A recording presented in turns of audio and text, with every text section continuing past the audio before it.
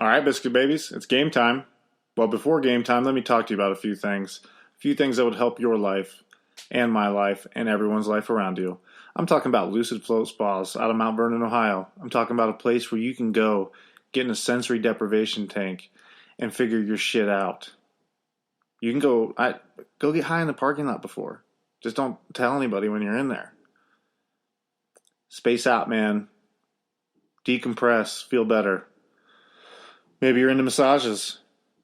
Chad can do that. He's licensed. He's like a fucking doctor of massage. Literally. Again, go to Lucid Float Spas in Mount Vernon, Ohio. If you're not in the central Ohio area, get on a plane or a bus or a boat and come to central Ohio and go to Lucid Float Spas in Mount Vernon, Ohio.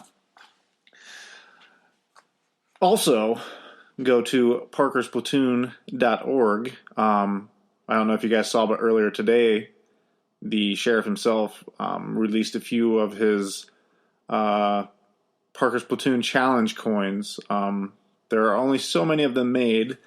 I think they're open for bids now. They're fucking badass. Like one side's the like a Harley, and the other side's like a crossed gun and a hockey stick. They're pretty nasty. Go bid on those, and then also go check out the CBD oil that they're offering from Receptra. It's the highest quality of CBD, only the finest cannabinoids from the hemp plant. No stems, no seeds, no stalks. Helps with anxiety, helps with pain, inflammation, just life in general. And it's for a good cause, the nonprofit organization, Parker's Platoon, helping veterans come home and veterans that are home. So it's a win-win. You feel better, veterans feel better, and you put a smile on the sheriff's face. All right. Love you guys. Enjoy. Now Probert got the right hand free. He's loose with the right hand, and he starts to retaliate, and down goes Nyland, and the two of them are hammering each other. Knights of Columbus, that hurt. It's old-time hockey, the way you're supposed to play. You throw a little lumber if a guy gets in your way. You play like Gordie Howe or Eddie fucking Shore. We can't all be Gretzky's, the Muser, Bobby Orr's. Hey. The enforcer of all hockey podcasts. It's the Biscuit. It's the Biscuit. Damn it! Check goal regulation signs are what? The enforcer of all hockey podcasts. God help the fucking day if fighting's ever banned. As our country will stop working on Sabatmas fucking cans. Hi, everybody. It's the Biscuit Podcast. Hey, you wanna go? Yeah, okay. Good luck, man. Good luck to you too, buddy. Hello and welcome. Episode 54. Thanks for joining me. Happy to be here. Your host, William Bartram, as always. And we're just a little over halfway through the NHL season. Getting ready for All-Star Weekend coming up. I know a lot of people in the hockey family don't like the All-Star game. I am not one of those. I love the All-Star game. It's fun. I like seeing the players pretend that they have personalities. And I always look forward to it every year. And with the kids, they always enjoy it a little more. They pull the mask out and all that crazy shit, which there probably won't be as much of it this year because they got rid of the 2 breakaway challenges or the shootout, shit. But we'll talk about that in a moment. Just wanted to get a few hashtag biscuit approves out of the way. The NHL can drop the puck, not in a good way, in so many different areas of the game. In this past week or so, they've really, been hitting the nail on the head in a good way. The Willie O'Ree ceremony in Boston, commemorating his, I want to say 60th year since his first game that he played with the Boston Bruins. On January 18th, 1958, against the Montreal Habitants. So what's special about Willie O'Ree, and I've spoke about him before on the podcast with Shane Guilfoyle, is he was the first, I guess I can say, black person to play in the NHL. He's a Canadian, just sounds odd, but a huge, huge deal. With players like Kevin Weeks looking up to him, PK Subban, Wayne Simmons, just paving the way for a whole generation of black dudes to be able to play hockey and have someone as a role model. And this guy's a fucking champion. You can listen to the episode with Shane where he talks about meeting him on the airplane, just a gentleman. And, the work he does with youth hockey programs everywhere. And I love the one quote that he, basically any interview you listen to him, he'll say the quote is, what is it? You can, I forget what it is. You can do anything you believe in, but if you don't, you won't, or some shit like that. And I was thinking, 1958, I was wondering how further, how many years past that was from Jackie Robinson playing in baseball for the first time. And that was April 1947. So this is, it took the NHL 11 years to catch up and to meet up and, break that boundary. And of course, he said that being in the States, there was more racism and whatever, blah, blah, blah. But good on the Boston Bruins and that ceremony for Willie O'Ree. Also, Biscuit approved is the Avalanche on a 10-game winning streak. I think it's 2 shy of the longest one in franchise history. Enjoy it now, guys, because I still don't think you make the playoffs. Sorry. So I got something in my fucking throat. Drank all the beer last night, so I'm sitting here Labattless, which is never a good goddamn thing. Hey, Labat, send me some fucking beer, huh? God damn. Also Biscuit approved was the just absolute beautiful ceremony for Eric Lindros. The 88 being retired and put up in the rafters in Philly as it should be. If you didn't watch the ceremony, definitely go online and look it up. I'm sure it's on YouTube or NHL.tv, which I finally hooked up my NHL.tv on the PlayStation. Because I hadn't even realized it came with my Center Ice package. But shit's pretty legit. I watched the 1980 All-Star Game a couple nights ago. The one with Gordie Howe and Wayne Gretzky playing in it. Because it has a bunch of archived classic games on there. So I was having a lot of fun going through that. And then it has just a bunch of shit from the centennial celebrations and all that jazz. So it's definitely worth the, I think it's $50 for the rest of the season. So look into that. Or ask your friend for his password. But back to Lindros. Being a kid in the early 90s, Eric Lindros was a huge deal. He was such a bad motherfucker. Just a huge guy. The definition of a power forward. And if you were, you lived in Ohio like I did, you didn't play a lot of hockey, besides on a video game. So Lindros, if you were the Flyers, you had Lindros and LeClaire, and you were basically unstoppable. Just a huge man, a fast guy, played over 760 games and, was injured a lot and, had a lot of head issues, but it was with how he played the game, almost 500 assists, almost 400 goals, over 1,300 penalty minutes. And if you go to dropthegloves.com, he went 34-2 in fights. So that's pretty fucking baller, and 10 draws. And I think one of the most underestimated stats for Mr. Lindros would be his 57 points in 53 playoff games. That's absurd. And one of my favorite things is I think because there's all that controversy of when he was drafted to the Nordiques, and he refused to go play and was out, didn't put the jersey on in draft day. Everyone thought he was a brat, and people were dressed up as babies when he came back up there to play. And I'm pretty sure he scored 2 goals his first game in Quebec. So if you're going to be a brat and not sign, you better come in and at least prove it like that. He only played 8 seasons in Philly. I don't mean only. I mean, that's a long time to be playing professional hockey. But what he did there and how he changed the culture in Philly. Before him, it was, Bobby Clark and Dave the Hammer Schultz and those guys. But for me, there's a huge gap from those Stanley Cup winning teams until Lindros and LeClaire started playing again, and that where the Flyers were relevant. So ask anybody in Philly, they're Lindros fans. It's very appropriate that they hang it up there. They had the fucking center ice, the beautiful 88 behind him. All his various trophies out there with him.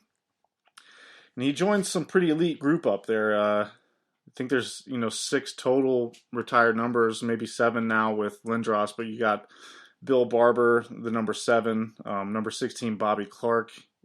If you can be anywhere with Bobby Clark, you're doing pretty well for yourself. Bernie Perron, the goalie, the incredible goalie there, number 1. Mark Howell, number 2, retired defenseman. And Barry Ashby, the number 4, also retired there in Philly. And then unofficially retired is number 31, Pelle Lindbergh. After he died in November 11th of 1985, they unofficially retired the number 31 for him as well. So he's in some good company there. I've always been a huge Lindros fan, always will be. Definitely go look up Lindros highlights and just get ready to be rock hard for the rest of the day, because the dude, there's plays where he'll crush a dude into the boards, someone will come over to retaliate, and then he just fucking crushes them. Like, he was just an unstoppable force. I think he's like 6'4". There weren't dudes like him before him, and there aren't many like him now that play the way he did. You just look at, some penalty shots he would take where he just fucking barrels straight towards the goalie, stops and just shoots. Like, there was, he was an intimidating motherfucker, and I thought he brought up a lot of good points too. Saying Leclerc deserves to be in the Hall of Fame, and I know I had just talked about Willie O'Ree. How he is not in the Hockey Hall of Fame as a builder is, I think, beyond everyone. Do the right thing, Toronto. Get him in now. Do it while he's alive and can enjoy it. The man's not getting any younger. I think he's 83 now. But there's no fucking way that guy doesn't deserve to be in the Hall. A man who's going to be in the Rock and Roll Hall of Fame one day, Mr. Kid Rock, will be doing the music at the All-Star Game in Tampa this weekend. I know All Beard, No Teeth and Greg Wyshynski were not very happy about it. And let me tell you a little story about Kid Rock here. A few years back, I was at a festival called Rock on the Range in Columbus, Ohio. It's like 3 days long. It's a fucking booze fest. A lot of butt rock. Some heavy metal acts. I was there, went with my brother and his friend Will, my friend as well. You hammer a shit ton of beer. You're fucking hanging out. You listen to music all fucking day long. And the whole fucking weekend, I'm like, oh, dude, Kid Rock's gonna be such a fucking joke. It's gonna blow. And my older brother, was just like, dude, wait till he puts it on a good show. You just fucking wait, man. He couldn't be more right. I tried not to enjoy it. I tried not to have fun while Kid Rock played, and it was a blast. Played super tight, had backup singers, fucking saxophones out there. Motherfucker plays the drums, DJs. It's just a huge party. He's fucking chugging Jim Beam on stage. I had a blast. So I say to anybody who doesn't like Kid Rock, if you haven't seen him live, you don't know shit. And if you're shocked that Kid Rock's playing in Tampa, you've never been to Tampa. Because they're fucking about as white trash as Michigan. So it's very fitting. My picks for who's going to win. I was thinking, I'm a big Metro guy with the Blue Jackets, but I don't think they can repeat after winning last year, the first annual 3-on-3 tournament. I know Atlantic's the super hot pick because of the Lightning. But I'll tell you right now, really, really look over those rosters, and I really think that the team that's putting the best team out there is the Pacific. So that's my sleeper pick. I think the Pacific's going to win it and get that extra quiche. They wanted to implement some new events to the skills competition. And the skills competition's a big deal at my house. My wife and I enjoy watching it. We have a blast, seeing who can hit the fucking puck the hardest. And yeah, you just kind of, if you want to have fun with the shit, you can have fun with it. If you don't, you don't. And then go on with your prick existence. Man, it's cold as a motherfucker out here. I didn't turn the heater out here on the studio, and it's cold as shit. So you have the fastest skater. Basically, the same as always. Dylan Larkin with the record there. Connor McDavid bitching about it last year. Where it says in the rules now, I don't know if they were in there last year, but they're in there now. So the skater can start up to 3 feet behind the line. That's how Larkin did it. That's what McDavid bitched about. Larkin won't be there this year. So we'll see if McDavid can beat the record. I know he was really close. Dude's fucking fast. Dude can fucking ice skate. You had the passing challenge. Relatively the same. I think it's split up into 4 different parts this year, and it's like light activated shit where you have to pass it to where it's lit up. I'm sure, knowing the NHL, the light activation system won't work, so look forward to that. New event, the save streak, where all 36 shooters will, go at the goalie and see how many he can save in a row.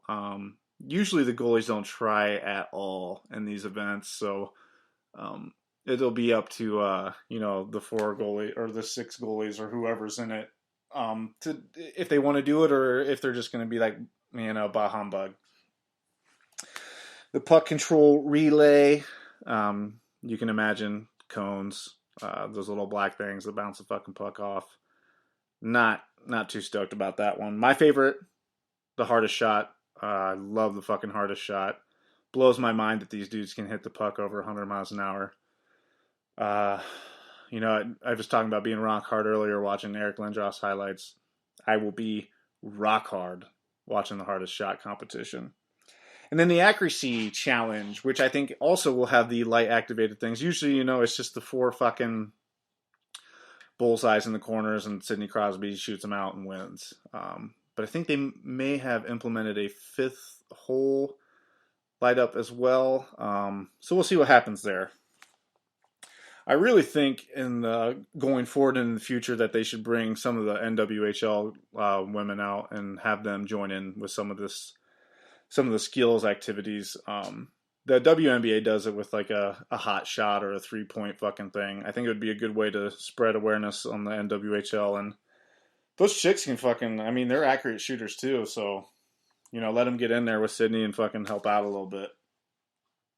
Maybe have a representative. There's only 4 fucking teams. You can't have 4 girls fucking, pick an event, do that shit.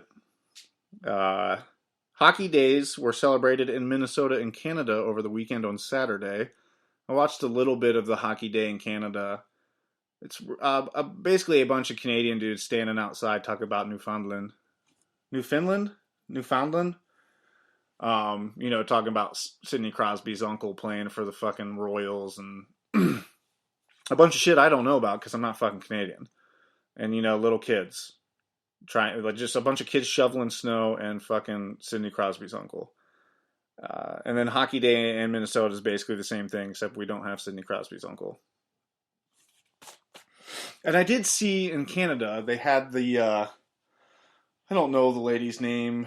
She plays in the CWHL, but she is the antithesis of Harrison Brown, who plays in the National Women's Hockey League for the Riveters of New York. So Harrison Brown is a gentleman who used to be a lady who plays in the league and fits the league's requirements to play as a transgendered person. Now, this lady who plays for the Furies of Toronto, I think, I'm sorry, I forget her name. Plant, maybe? I think it's Plant. I don't remember. But either way, I don't know if there are requirements of the CWHL. I guess I'll have to look a little more into it and talk to you guys about next week. But I'll tell you this.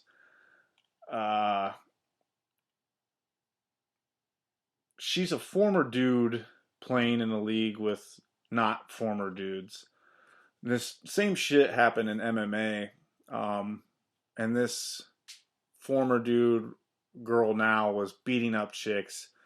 And it just didn't seem right.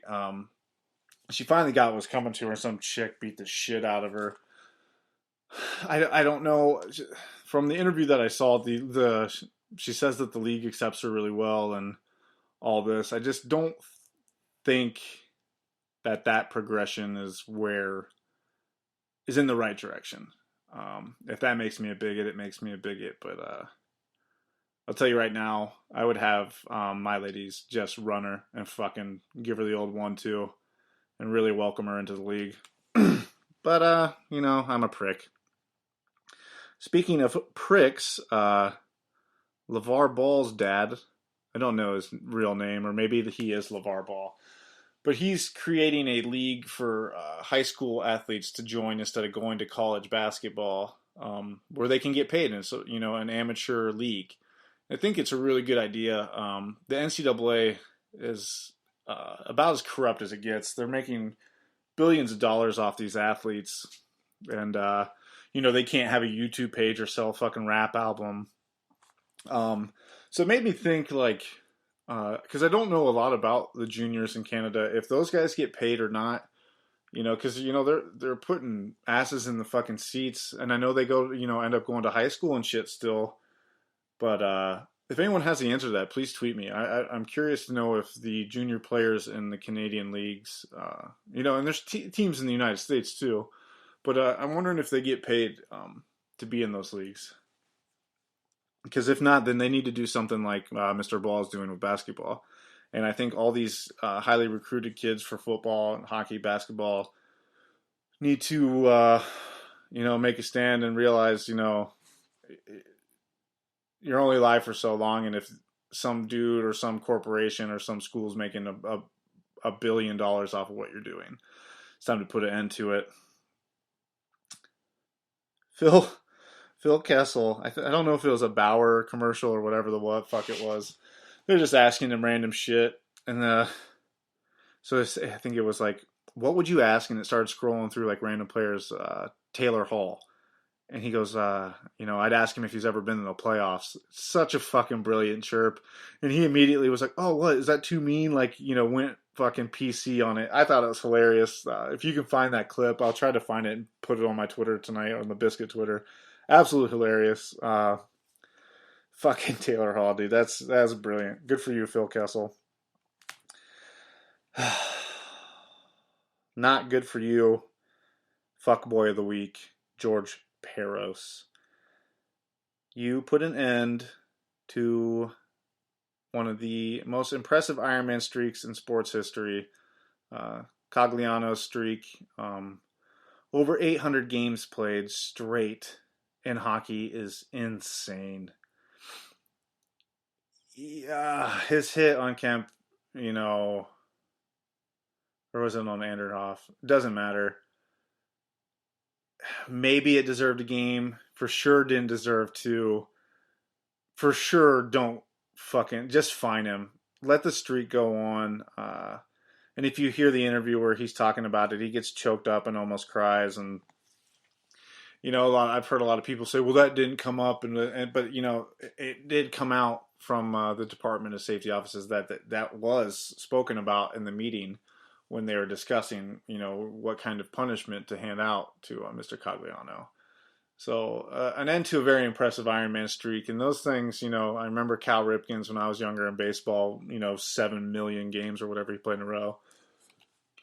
Joe Thomas for the Cleveland Browns basically just started for 15 straight years. But I think in hockey, it's even more so impressive just because the violence and the speed of the game. It's sad, and I think he was, second place for the streak too, coming up on first. So, I don't think you'll see that touched for quite some time. So, Mr. George Peros, you are the fuckboy of the week. Our thoughts go out to Mr. Charlie McAvoy as he's undergoing surgery for a heart condition. He's only going to be out for 2 weeks. I'm not a doctor. It doesn't make a lot of sense to me to have heart surgery and only be out for 2 weeks. But like I said, a swift recovery, young man, and hope to see you back out on the ice. Big fan of Charlie McAvoy. Has made me almost like the Boston Bruins, and that's hard to do. Red Wings fans don't like anybody that plays on their team. I saw them talking straight garbage about Luke Witkowski again. Blaming him for the loss against Dallas. When the team only has 14 shots on goal, you can't be pointing the finger at Luke Witkowski for getting 2 penalties and the penalty kill couldn't hold up. If you don't have Luke Witkowski on that team, your young stars like Dylan Larkin, Anthony Mantha, the also hated Tyler Bertuzzi are going to get ran so much, and your team's going to be a boring blob of fucking old fucks that couldn't hold up to the teams of the past for Detroit. And the instigator rule that was implemented on Witkowski for his fight was just straight dog shit. How running a teammate or hip checking a fucking rookie into the boards isn't instigating the fight. It's beyond me. I'll never get it. But Witkowski took care of business, and Detroit hates him for it. And this whole narrative, I've spoken of before, where certain people will mention a player being irrelevant. Nobody in the NHL is irrelevant, one. But the most recent one I saw was some fuckhead talking about Tyler Bertuzzi. Listen, this guy was the Butterfield Trophy winner for MVP of the Calder Cup tournament last year. The Grand Rapids Griffins ended up winning the Calder Cup because mainly because of Bertuzzi's play through the playoffs. He sets a career record for goals, or it was either goals or points. I think it was goals in a playoff career for Grand Rapids, and has been tearing it up in Detroit. He's only got like 12 or 13 games played. He's got 9 points. Scored a goal last night against New Jersey. He, as old school as you are going to get, goes to the dirty areas to score. He's got that beautiful fucking flow of a hair. You're gonna miss guys like this. If you keep calling these Witkowskis and Bertuzzis irrelevant, the league's gonna be irrelevant if guys like that stop playing. Realize that and quit being fuckheads. Jack motherfucking Johnson of the Columbus Blue Jackets has requested a trade, trying to go get more money. I hadn't realized, but Bob McGilligan from CBJ and 30 was talking about, I guess a few years he had to file for bankruptcy. I don't know. Bad at managing money. I know he's made quite a bit of cash being in Columbus, but so they talk about that, and then I read that Torts has set him down and said, don't leave now. See this season through. Torts and Jack Johnson have, always had a good relationship for the past couple years. He put him on the embarrassing USA team in the World Cup there. He's a good offensive defenseman. I think his tenure in Columbus has come to an end. I think there's enough young guys behind him. But if Torts wants him on the team, let's keep him on the team. Let's fucking, let's go. Huge props to Adam Scorgi's little daughter. One, for getting 50 goals in her hockey season, and then she was the ESPN's Player of the World this past month. I'm not exactly sure what disease she's suffering from, but she's beating it and she's playing hockey. So good for you, little Scorgi. That's badass. Another memoriam, man. People just keep dying on me. Johansson of U.S. Hockey died unsuspectedly at 53. Just a huge loss for the USA hockey program. He was a part of Olympic teams. Everyone has, if you've heard from the last couple of days, spoken very, very highly of the man, and he will be missed. And especially something like this where, he was only 53 years old and he goes unexpectedly. So my thoughts are out to his and his family and anybody that knew him well. And he will be missed in USA hockey for sure. You guys want to hear some league leaders or what? Or do you want to hear the fights? League leaders. Goals, Ovi, 29. Assist, Voracek from the Flyers with 45 apples. Points, Kucherov, 61. Plus minus, Marchando to plus 24. Dude is having himself a fucking year, man. Having himself the last couple seasons, man. He's fucking just getting better. He's doing exactly what you want out of your team or players on your team, getting better every year. Fighting majors is Mr. Michael Haley out of the Florida Panthers with 11. Don't expect anybody to catch up with him in that category. Goals against average, the Flower with a 1.68. Save percentage, Marc-Andre Fleury again with a 9.46. Wins, Vasilevsky 26. Shutouts, Vasilevsky with 7. Second place, a bunch of guys tied with 4 behind him. Wasn't big on Vasilevsky, and he's proven me wrong, so good for you, sir. Some of the fights I liked from the past week.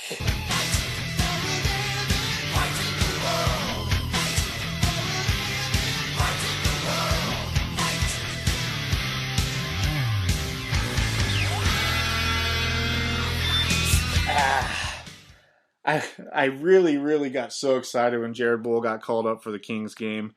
The Kings and Ducks games are the funnest games that you can see in the NHL. But so him and McDermott drop, and I'm like, oh fuck yes, my favorite, enforcer ever against my, one of my new favorites. And Bull couldn't do shit against him. He couldn't reach him, couldn't grab him. The fight fucking sucked. I was super bummed out. There ended up being 2 more fights, immediately after that. So the rare multi-fight game in the NHL happened. Also, another one in Nashville. It was Nashville in Florida. Hartnell got his ass beat down. And Haley and Watson threw a couple before, they fell. Old Big Johnson for the New York Islanders. Look out for this fucking guy. He leads the AHL in penalty minutes, but he absolutely whipped the dog piss out of Blackhawks Ryan Hartman. It was bad. It was a fucking beat down.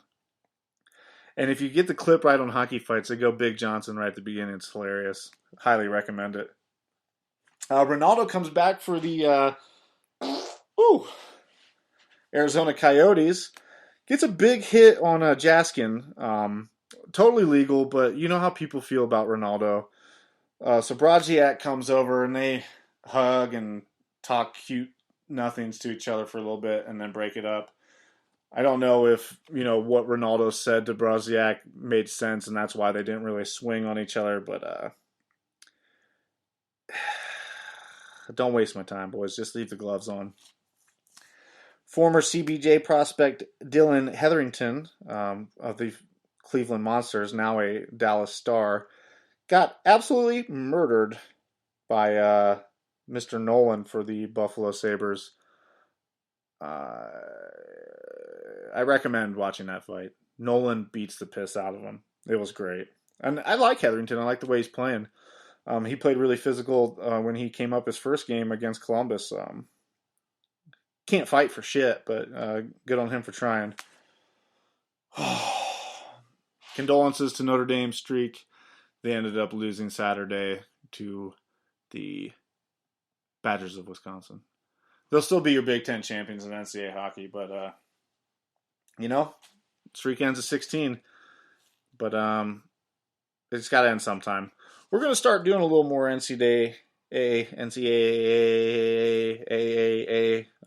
hockey here at the Biscuit. So look forward to that. Look forward to my nuts, too. Fuck you guys. Rate and review us, iTunes. Tell your friends about us. Thanks again to everyone who's listening. I really do appreciate you guys. The numbers have been huge. The show's getting bigger and bigger and bigger. I love you. If there's anywhere where you hear people listening to podcasts and the Biscuit isn't on there, let me know. We'll get it on there. But until then, I think fucking iTunes, TuneIn, Stitcher, Google Play Music is enough. All right? Instagram, Facebook. I live on Twitter. I live in Belleville. I live in all of you. Wherever you feel the best at in your body, whether it be your nipples, your fingertips, your tongue, that's where I live. Freedom, hockey, the Biscuit.